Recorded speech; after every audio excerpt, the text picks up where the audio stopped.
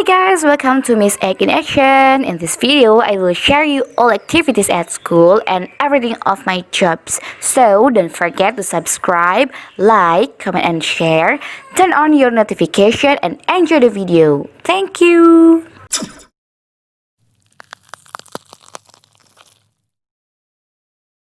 Assalamualaikum warahmatullahi wabarakatuh. Selamat pagi anak-anak. Bagaimana kabarnya hari ini? Mudah-mudahan kalian semua sehat dan selalu dalam lindungan Allah Subhanahu wa taala. Nah, hari ini adalah masih hari MPLS ya anak-anak, dan Ibu di sini akan memberikan sedikit materi tentang cara belajar yang produktif. Nah, bagaimana? Baik, kita mulai ya anak-anak. Jadi ada 4 pembahasan di materi cara belajar produktif ini. Yang pertama yaitu pengertian belajar, yang kedua gaya belajar, yang ketiga model pembelajaran, dan yang keempat cara-cara belajar yang produktif atau efektif. Nah, yang pertama, apa sih belajar itu? Kalian pasti kan sering ya, bahkan dari kecil pun kalian mengenal kata belajar, bahkan proses belajar. Nah, belajar yaitu adalah proses di mana kalian mendapatkan sesuatu hal yang baru, baik itu berupa informasi, pengetahuan, wawasan, ataupun bahkan praktek langsung, yang intinya membuat kalian yang tadinya tidak bisa menjadi bisa, yang tadinya tidak paham menjadi paham, dan yang tadinya tidak tahu menjadi tahu. Itu adalah pengertian belajar. Nah, sekarang kita ke belajar efektif. Apa itu belajar yang efektif? Nah, belajar yang efektif itu adalah belajar yang hanya membutuhkan waktu yang singkat, namun menghasilkan pemahaman yang cepat. Nah, kalian kira-kira pernah nggak ya belajar seperti itu? Nah, langsung yang kedua ya. Yang kedua itu adalah gaya belajar. Nah, kalian mungkin pernah ya mendengar ada gaya belajar yang memang dimiliki oleh setiap siswa ya. Bahkan setiap siswa itu berbeda-beda gaya belajarnya. Nah, yang pertama gaya belajar visual.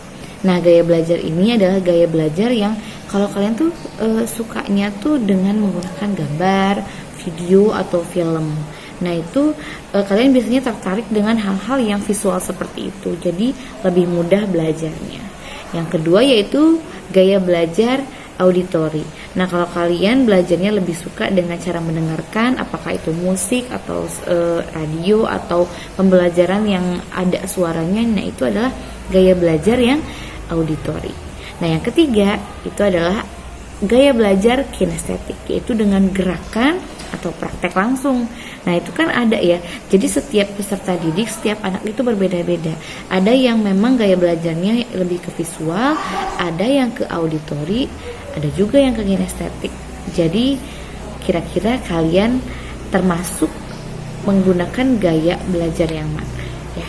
Tidak usah khawatir kalau kalian berbeda, karena memang setiap orang pasti berbeda-beda, karena mempunyai wataknya pun berbeda-beda. Nah, yang ketiga yaitu adalah model pembelajaran. Nah, Ibu, model pembelajarannya itu yang simple ya. Nah, mungkin kalian yang sering kita lakukan ya di kelas itu ada model pembelajaran aktif dan pasif.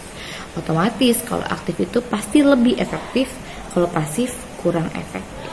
Nah, kalau yang pasif itu adalah kalau kalian hanya mendengarkan penjelasan guru saja gitu ya. Guru ceramah, guru memberikan materi, kalian hanya mendengarkan saja. Itu adalah pasif. Kalian tidak ikut berpartisipasi dalam kelas.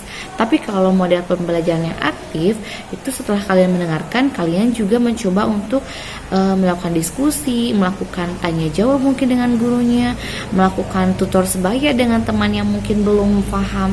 Nah, itu biasanya lebih mengasah lagi kemampuan kalian atau pemahaman kalian terhadap materi yang sudah diberikan oleh guru. Jadi mudah-mudahan mulai sekarang kalian melakukan model pembelajaran yang aktif ya. Jadi kalau misalkan guru sudah menjelaskan materi, kalian lebih aktif lagi bertanyakah, atau mungkin lebih mempelajari, menggali lagi dari apa yang sudah diajarkan. Nah, yang keempat, yang terakhir yaitu cara belajar yang baik dan benar, efektif dan juga produktif. Itu yang pertama, Tentunya kalian belajar dengan menggunakan multimedia ya teman-teman. Lihat anak-anakku. Jadi kalau misalkan sekarang kalian belajarnya daring, pergunakanlah multimedia yang ada yang kalian kuasai. Ya, contohnya YouTube.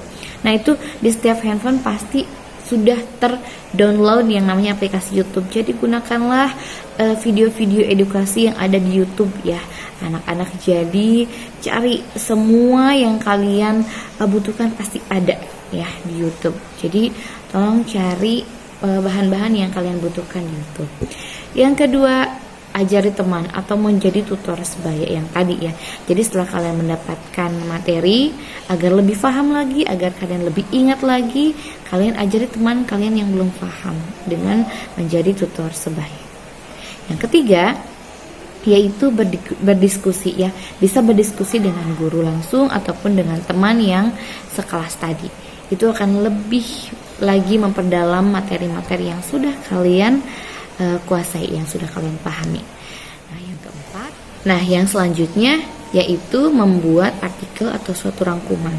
Nah kalau misalkan artikel atau buku terlalu susah atau terlalu ribet buat kalian, coba deh buat rangkumannya. Jadi dari yang tadi guru jelaskan materi, kalian coba tulis rangkumannya dan nantinya bisa disampaikan atau dipresentasikan lagi di depan kelas. Yang terakhir yaitu aplikasikan apa yang kamu dapatkan di kelas di kehidupan nyata. Jadi itu lebih mengikat lagi sesuatu yang kalian dapatkan. Nah itu teman-teman. Nah itu anak-anak cara-cara produktivitas belajar agar kalian lebih lagi efektif dalam belajar. Nah mungkin cukup sekian ya materi yang Ibu sampaikan kali ini. Mudah-mudahan bermanfaat, diingat dan bisa diterapkan. Sekali lagi tetap jaga kesehatan, jaga kebersihan, dan jangan panik. Dan jangan lupa selalu bahagia. Wassalamualaikum warahmatullahi wabarakatuh.